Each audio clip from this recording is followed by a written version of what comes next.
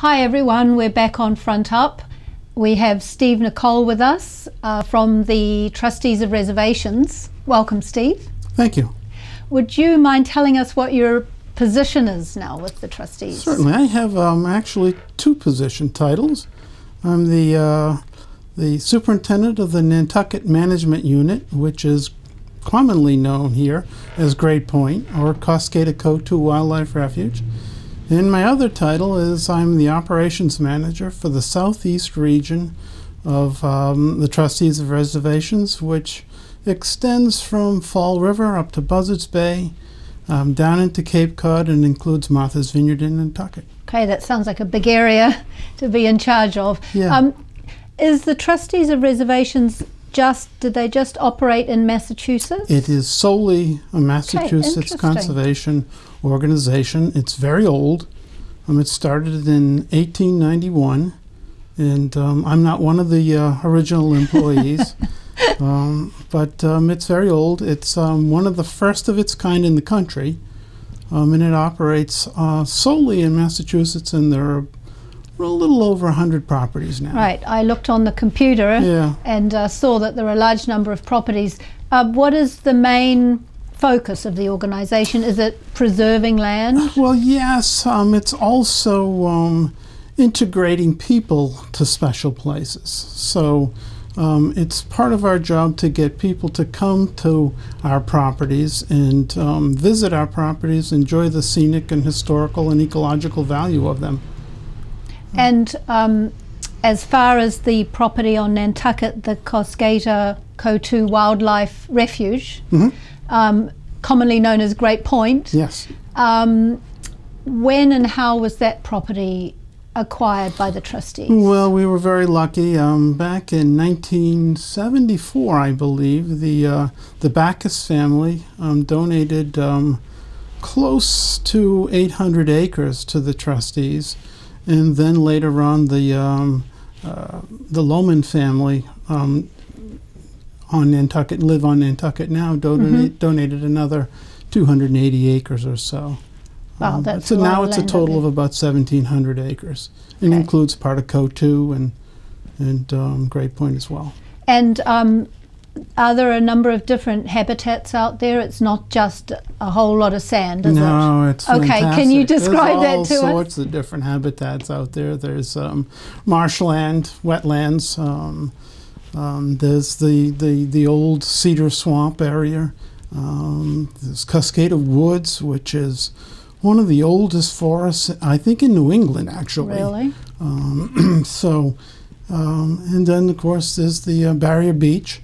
And Great Point itself. Right. Yeah. And what kinds of wildlife might we see out there? I've been lucky enough to go out there myself and see a snowy owl, which I was incredibly excited about. They should be arriving at any time. Hopefully, we will have some this winter.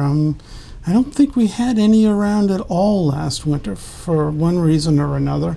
In the winter before, there were quite a few. I think that's when I went. Yeah. Yep. But there's all sorts of wildlife. Obviously, there's deer. There's all sorts of shorebirds, and that varies from season to season and with migration.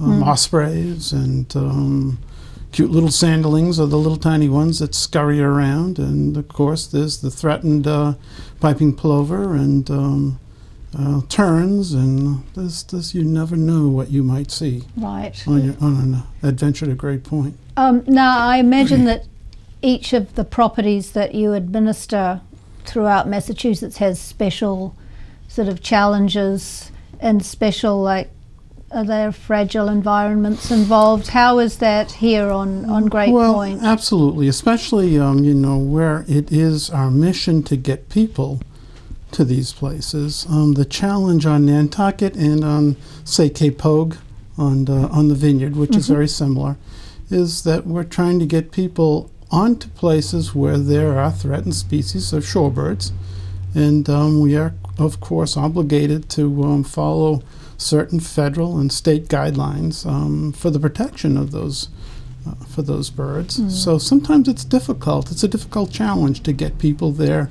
And I might say it's when it is appropriate is when people are allowed to be there. And when we quote close areas, it's not really, it's a restriction to OSV vehicles when we're protecting shorebirds. It's not closing down of the beach entirely. There is a question I want to ask you about the grey seals, and I know it's a very topical and controversial issue. But I was trying to find out, I was Googling on the computer, and I was trying to find out the history of grey seal populations on Nantucket in general, Muskeget. Are there really a lot more seals now than there ever were, or is it just than there were recently, or what's the situation from that point of view? Well, I think the grey seal population changes with time. I've only been in this position on Nantucket for 9 years. When I first arrived, there certainly were not as many grey seals as there are today. And they didn't actually come to Great Point or haul out at Great Point at all during the summer months. But within the last 4 or 5 years, that has changed. And, you know, I think the average number that you might see there at any given time is somewhere around 50 to 60 seals. And I've actually seen in excess of 200 hauled out at Great Point at one time or another. Is there any, does anyone have any idea about why all of a sudden, or why in the last 4 years this population has grown, or more seals are there? Yeah. Well, you know, of course they're protected by the Marine Mammal Protection Act from 1972, I think. So, you know, you cannot harass or bother or take seals in any, you know, they're protected. So since that time, no one has been killing seals since absolutely 1972? not. No. Right. No. But before then? Well, you know, I'm not so sure what the population was back then. I know that people have been saying, and I think they're correct at saying this, that the population has grown substantially over the last few years. That seems to be the case in other places on the East Coast as well, I understand. Yes. Sable Island. Yes. Yeah, I think that the population of grey seals has generally increased, yes. Yes. So that's a situation that's probably here to stay for a while. I would say probably the answer to that is yes, but you never know. Mother Nature has always corrected these types of things, you know, or controlled populations, you know, through predation or through a disease that might reduce the population. But, you know, I would say that in the near future that the population, and I'm not a wildlife expert, I'm a property manager, but I would guess that it would probably stay the way that it is for a while. Yes. Okay. And that troubles the surf casters, as, you know, and I understand how they feel about that. Yeah. I mean, there's a lot of people that go to Great Point just to see the seals too. So, yes. You know, it's not just, you know. There are different perspectives. Yes. Yeah.